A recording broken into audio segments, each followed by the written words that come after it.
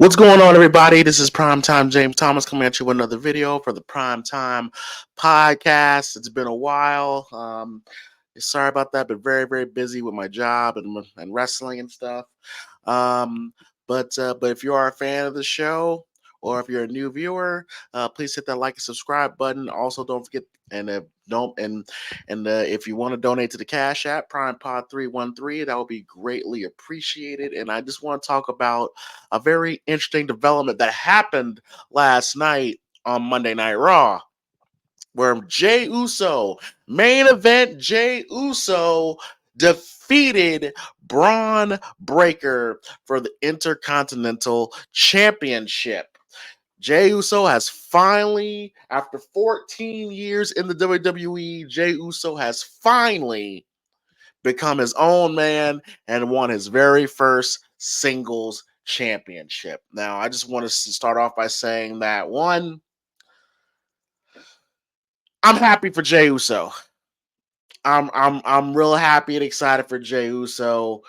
Look, a lot of us grew up watching Jey Uso. Hell, we watched Jey Uso grow up in front of us when he first came in with the Usos, when Tamina was their manager, all the different versions of the Usos. We remember, the as MG used to say, the swim trunks era Usos when they would start doing the Samoan chant. Um, then, of course, they evolved into the Usos that we currently have now. And then 2020 came and Jimmy Uso was hurt, and Jey Uso, that was his breakout year in 2020 with the feud with Roman Reigns, with the two fantastic matches that he had with Roman Reigns at Night of Champions and the Hell in a Cell match. And of course, when Jey Uso arrived at Monday Night Raw, Jey Uso has slowly become one of the hottest acts in the company. I mean, with his, with the Yeet catchphrase, one of the top merch sellers for the company, Jey Uso deserves this spot. That is true. That's hell, in my opinion, I would say he's the perfect choice to be the Intercontinental Champion. I think that's a spot that is perfect for him. Very likable guy. Worked very hard. He deserves opportunity to shine as a single champion. And he defeated Braun Breaker. Now, I'm happy for Jey. But I gotta look at the flip side of this.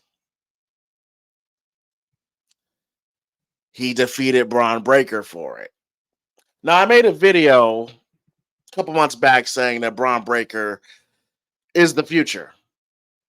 That it's no secret for WWE that Braun Breaker is going to be the next guy after Roman.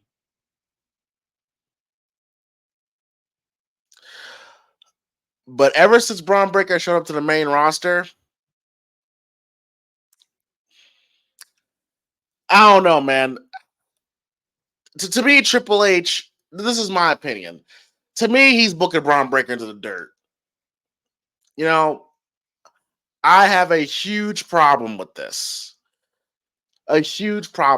Because on one hand, I'm happy that Jey won, but on the other hand, I disagree that it should have been Braun Breaker that Jey Uso should have beat for the belt. I think, I think it was a dumb decision. I think it's dumb booking. First of all, Braun Breaker had no business losing to Sami Zayn and Money in the Bank. Let's be honest. He had no business losing. Now he just defends the title, twice? And he loses to Jey Uso. Okay, so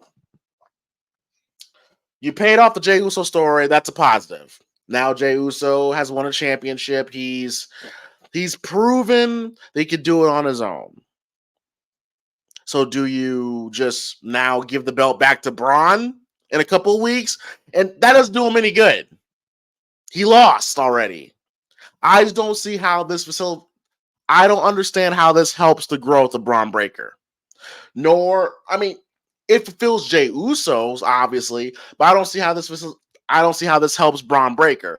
I don't see how Triple H has helped help the push of Braun Breaker.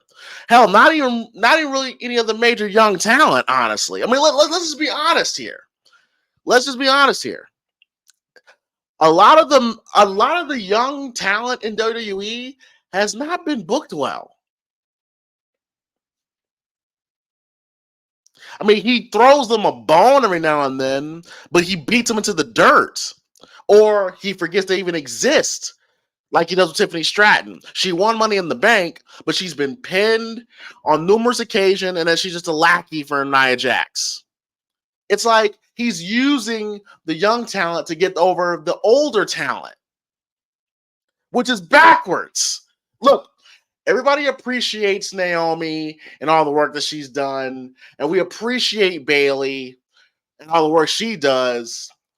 Nia Jax, no, not so much. But even though I think this current run has been her best run, but this is the time where you start.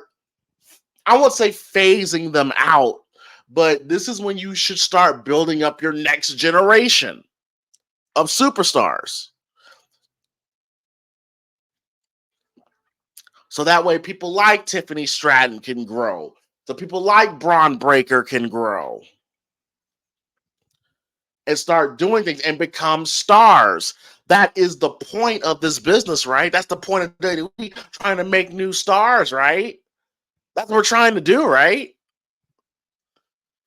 Like, everybody appreciates Jey Uso. I love Jey Uso. I I think Jey Uso is awesome. Everybody loves the Yeet stuff and the bloodline story and everything.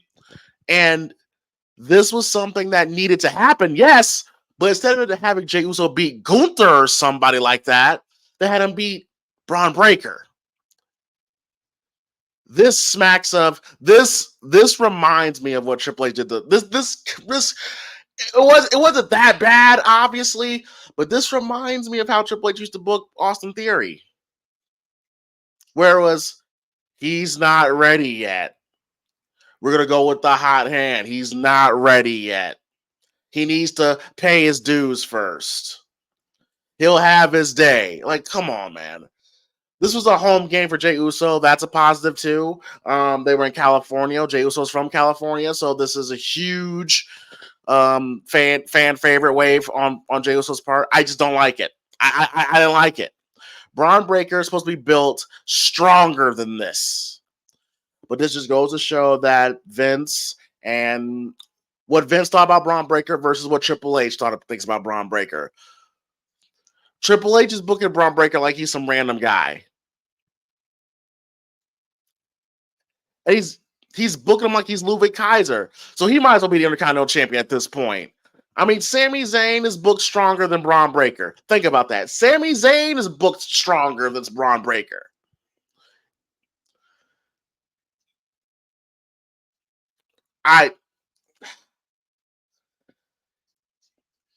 It's funny because everybody says, you know, during the Triple H era, everybody thought the NXT talent was going to get the shine.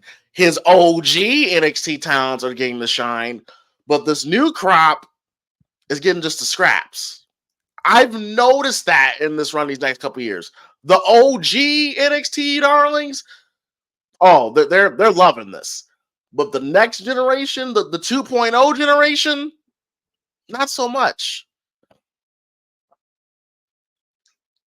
Like the OG NXT stuff, they get to be involved in cool stuff. They get to be involved in cool things.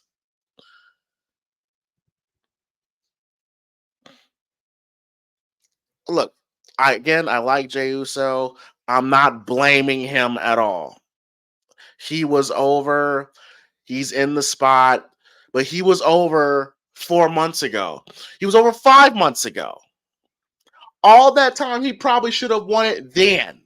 Why did they do it now? That's my question. Why now? And to me, that smacks up Triple H didn't know what to do with Braun Breaker. He had no real ideas for him. Again, he just sat around while the tournament was going on. He disappeared for 2 weeks. He just showed up when the tournament was over. Now I got to wrestle Jey Uso. Eh, it's dumb. It's dumb. And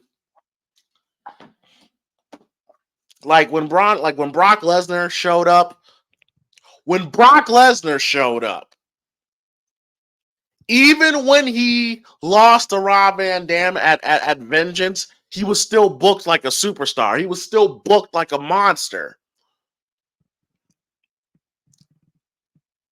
What made Goldberg special was even when you had the Nashes and the and the Hogans and the Stings and the Pipers and the Flairs running, you was building up this new talent as he was going through the ranks of WCW. Imagine if they defeated Goldberg clean during the mixed of his run. Imagine before Brock Lesnar even won the WWE Championship at SummerSlam 2002, Rob Van Dam beat him clean.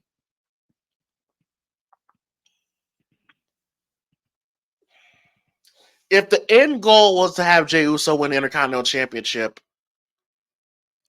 why put the belt on Braun Breaker in the first place?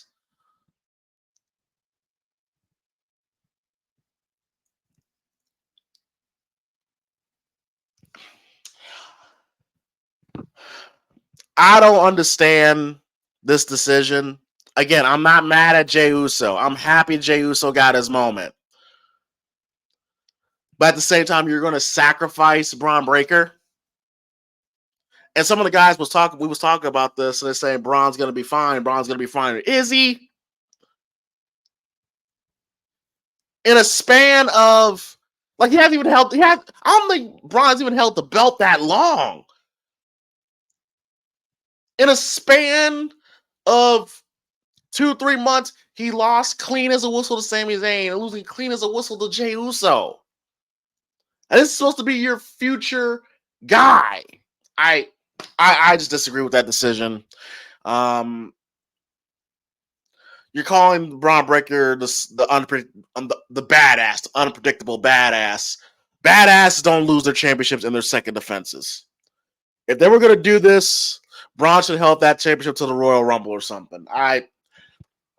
Again, not mad at Jey Uso, not mad, at him at the idea of becoming Intercontinental Champion. I just think Braun Breaker was the wrong person to do it with.